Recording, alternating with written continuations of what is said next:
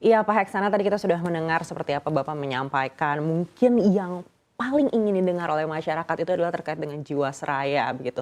Kondisi saat ini sudah seperti apa? Tapi sebelum kita ke sana tadi Bapak sudah sedikit juga menginformasikan seperti apa pencapaian yang sudah dicapai di Jiwasraya. Tapi boleh tidak sih Bapak cerita sedikit ketika Bapak pertama kali ditempatkan untuk membenahi Jiwasraya dengan semua kekisruhannya itu seperti apa? Kalau diibaratkan ini seperti memasuki rumah yang sudah hampir runtuh begitu ya Pak? Ya. Baik, memang betul sekali saya seperti memasuki rumah yang hampir runtuh, tetapi di dalamnya tidak tahu bahwa rumahnya reot. Ya, di dalam sendiri tidak menyadari bahwa perusahaannya bermasalah sangat serius, bahkan sudah tidak mampu memenuhi kewajibannya kepada pemegang polis. Jadi apa yang saya lakukan tentu pertama saya melihat kondisinya. Ya, melihat kondisinya seperti apa, kondisi keuangannya, struktur neracanya seperti apa, kemudian saya mendalami root cause-nya apa. Sebelum kita memformulasikan solusinya seperti apa.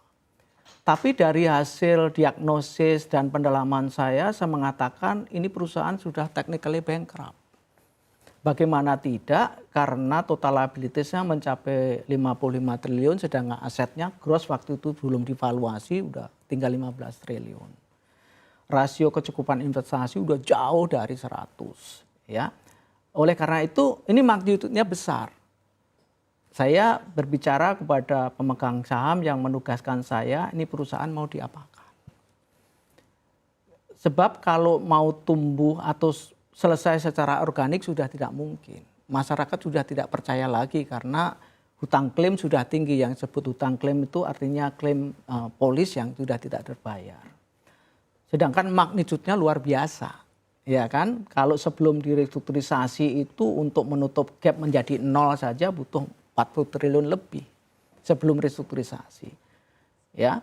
Oleh karena itu kalaupun ditambahkan begitu saja penguatan permodalan, saya kira tidak akan efektif karena bisnis modelnya juga tidak menjanjikan sesuatu yang baik. Ya, liabilitiesnya itu tidak mungkin untuk di-cover oleh market yield. Karena tipikal bisnisnya adalah memberikan guaranti jangka panjang yang jauh dari potensial market investment. Ya, jadi itu perlu direstrukturisasi menjadi term and condition yang wajar. Selanjutnya kita harus pilah-pilah dan pemerintah kemudian menetapkan ada nggak cara lain selain menyelamatkan perusahaan yang lebih efisien. Dan kenapa harus diselamatkan? Justifikasi komersialnya adalah di dalam Jiwasraya itu hampir seluruh BUMN menjadi nasabah. Belum lagi ribuan korporasi lainnya di luar perusahaan untuk pengelolaan manfaat pensiun. Dan sebagian besar portofolianya adalah manfaat pensiun. Hanya sebagian kecil sebenarnya nilainya sekitar 18 triliun itu yang saving plan yang dijual di bank assurance di perbankan. Ya, jadi justifikasi komersialnya kalau Jiwasraya ini nggak diselamatkan maka seluruh BUMN itu harus write off dana pengelolaan pensiunnya. Dan kalau di write off tentu menimbulkan kerugian. Belum lagi kewajiban harus membentuk lagi manfaat pensiun itu di masing-masing BUMN. Sehingga kalaupun tidak diselamatkan kerugian pemerintah itu tidak hanya hilangnya investasi di Jiwasraya sebagai penyertaan tetapi juga menutup kerugian akibat di write off-nya tadi. Oleh karena itu penyelamatan pemerintah ini juga sebagai suatu penyelamatan terhadap manfaat pensiun di BUMN-BUMN itu.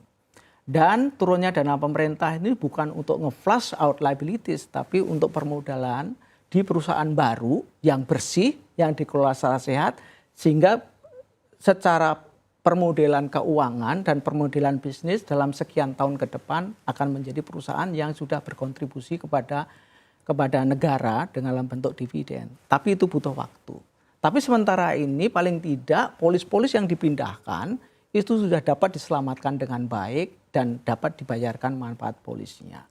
Jadi kembali ke pertanyaan tadi, maka pertama kita lihat bahwa perusahaan itu tidak bisa diselamatkan lagi, lebih baik membentuk perusahaan baru, kemudian polis-polis yang dipindahkan yang baik-baik, artinya sudah direstrukturisasi menjadi baik, menjadi potensial bisnis baru di IFG Life karena itu ada captive-nya yang bisa dimonetize berikutnya.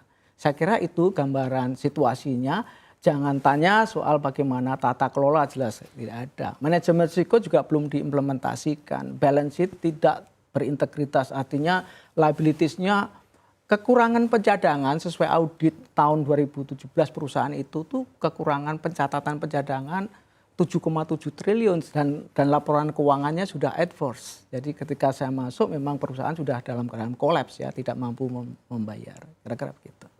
Baik, dan menariknya soal Jiwasraya sekarang polisnya sudah berapa persen Pak tadi yang sudah berhasil dibayarkan? Gini, yang direstrukturisasi mencapai 99,6% secara rupiah.